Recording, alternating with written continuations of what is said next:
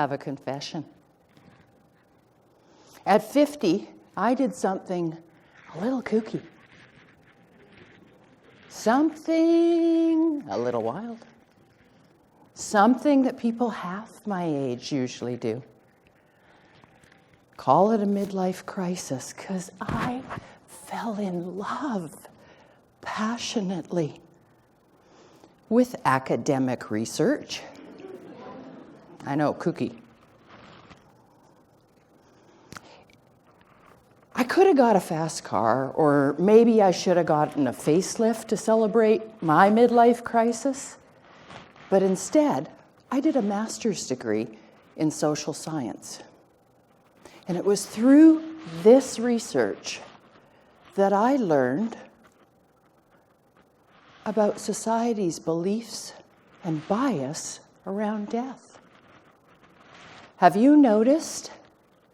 Death is often followed by casseroles. They go together in a time of grief, right? Friends, neighbors, family come through your back kitchen door, bless their hearts, with a Pyrex dish. And you know what? It doesn't matter. It might be a tuna noodle casserole, ooh, with that crunchy potato chip topping. Yeah. Or a store-bought frozen lasagna. The point is, these actions show grace and compassion after a death, right? No. Unless it's a suicide. The S word. We don't want to talk about that. But you know, maybe we should. 73% of all deaths by suicide are our beloved middle-aged guys. So you know what? I thought you might hear this better, coming from a guy.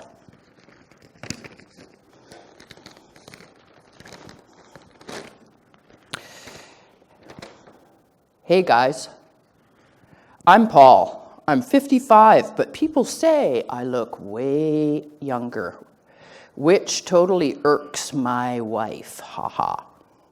I'm a total car guy.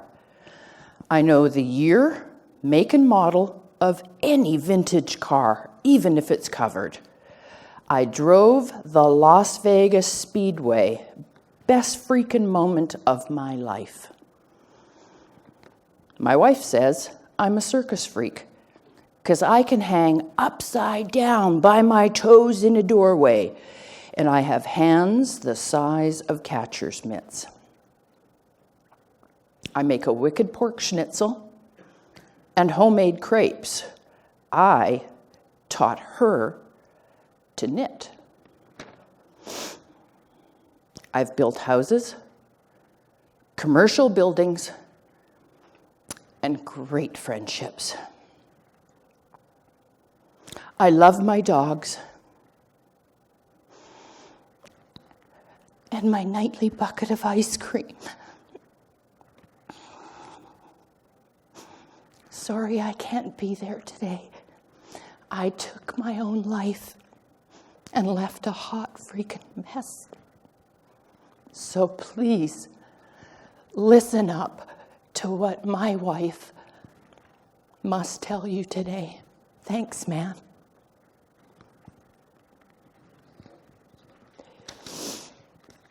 Yes, I am that widow to suicide.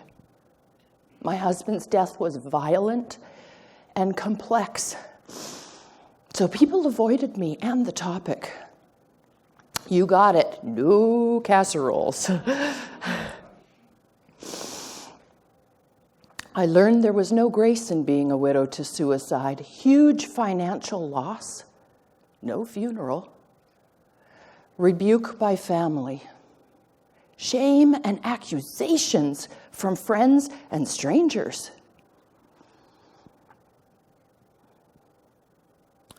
One family member said to another, "Don't send flowers. It was a suicide, you know." Others outright said, "I was to blame." and I didn't deserve to be called Mrs. anymore.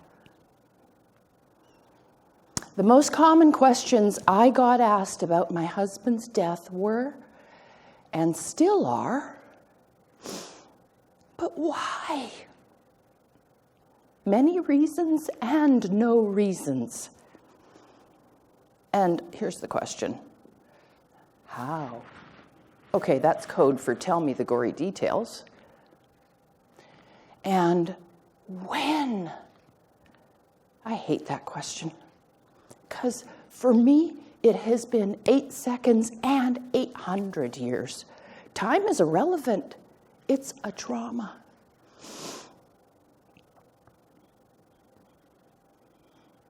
I still live with my own guilt around the S word. But what has helped me is research.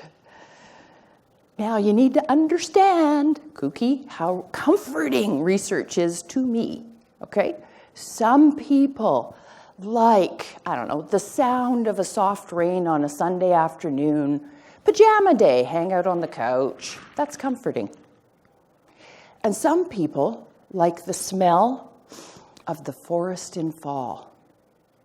I prefer the smell of a freshly cracked textbook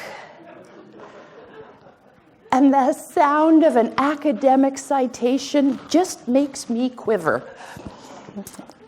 So it's through this lens on research that I learned 3 superpowers that can save a life from suicide. Why should you learn these? Well, we learn CPR, right? To save somebody else. And we learn self-defense to take care of us. But maybe more importantly, here's why. Every 40 seconds, somewhere in the world, a person takes their life. That means during my little time here with you today, another 27 people will die by suicide. So please embrace these 3 superpowers. We're going to light it up with our first superpower, support. I'm about to list some reasons why people might take their lives. To support, we must have these on our radar. And you know what? Some are going to surprise you. Mental health, yes, 70 to 90% of suicides do fall in this category. But here's the big news. It's not the only cause. To save lives, we need to have these on our radar. LGBTQ, did you know that 42% of youth in this group has already thought about taking their lives? Bullying and harassment at work or at home. Yes to teens, but to adult, which is so insidious. Trauma. 70% of us can claim at least one trauma in our life. And as you can imagine, finding or living after a death by suicide is also a trauma. Cardiac, huh? People with heart disease, heart attacks, and heart conditions are 15 times more likely to take their lives than those without. And this one, situational. I call it the pain of plenty. It goes something like this. So you lose your job and you blow through your savings. You'll lose your house, your relationship crumbles, and your health, all in short order. Do you see someone on this list? Did one of these surprise you? I see my husband on this list now. But this learning came way too late for me and for him.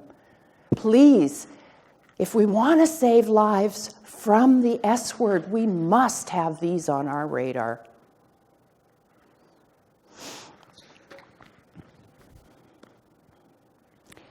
Our next superpower is called speak.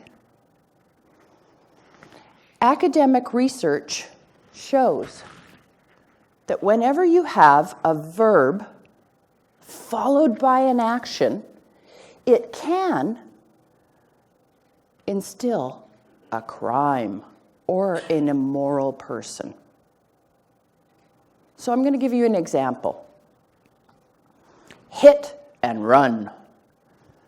Break and enter. Commit murder. And yet we commonly say, commit suicide, don't we? So let me ask you, does anyone commit cancer? No. So can you see how that term, commit suicide, is judgmental and blaming? Hear this. Our superpower speak is about having respectful words and actions. To save lives from suicide, we must stop saying, commit suicide. Use respectful words and language. So we're going to try this. Repeat after me. Death by suicide. He took his life. Thank you. Those words are not just politically correct lingo. Those words make it safe for me to tell you that I'm at risk to take my life. Those words save lives. Now, while we're on the topic of language, let's consider these references that we often use in humor. We all do it. Oh, just kill me now. Ugh, just shoot me. I'd rather slit my wrists than. Or we pantomime to show frustration. Really? Can you see how humor like that is totally inappropriate?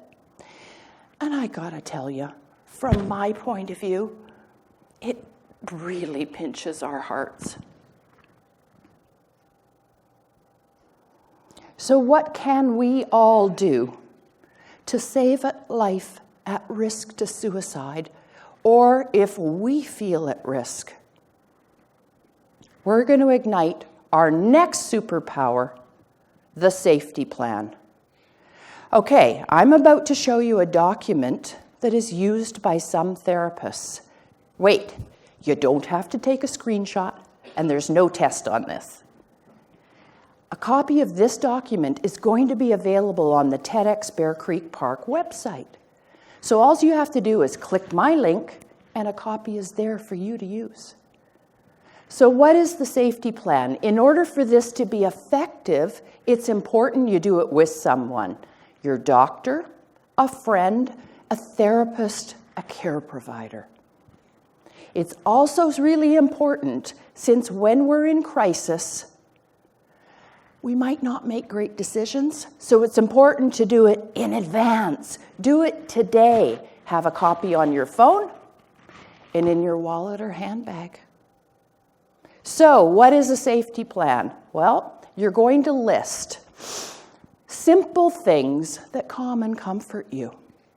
Walking your dog, having a hot bath, things like that, simple things. Then you're going to list reasons for living. Okay, wait a minute. For all of us that live over busy lives, number 1 and 2 are awesome strategies, don't you think? We should know these. Then you're going to list friends and family that you can call when you're in crisis. Nikki and Derek. Then you're going to list a backup person, just in case they're not available at 3 in the morning. Yes, it's really important on the safety plan, even though we have smartphones and I can dial Karen right away, it's important you write the name and the phone number. You're going to list a care provider and a therapist, and you're also going to list the crisis line.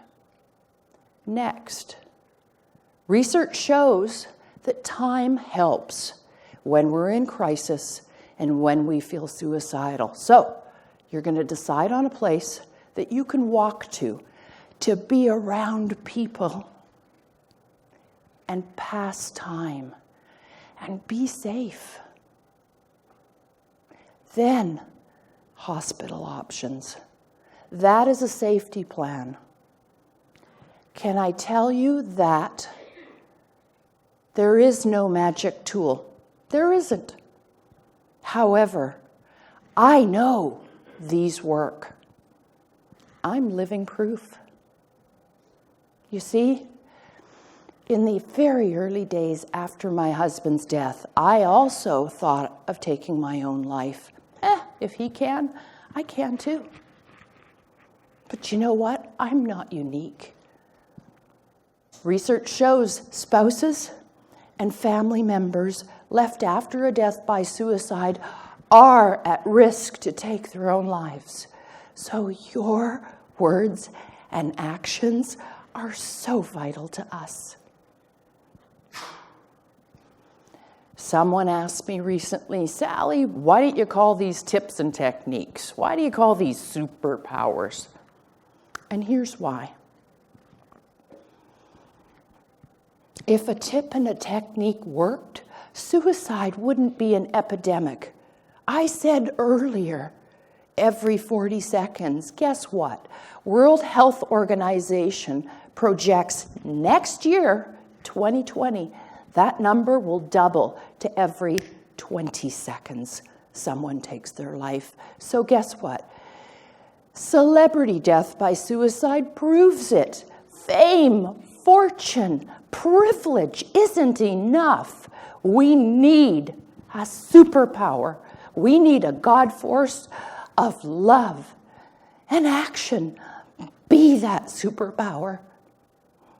Start the conversation today.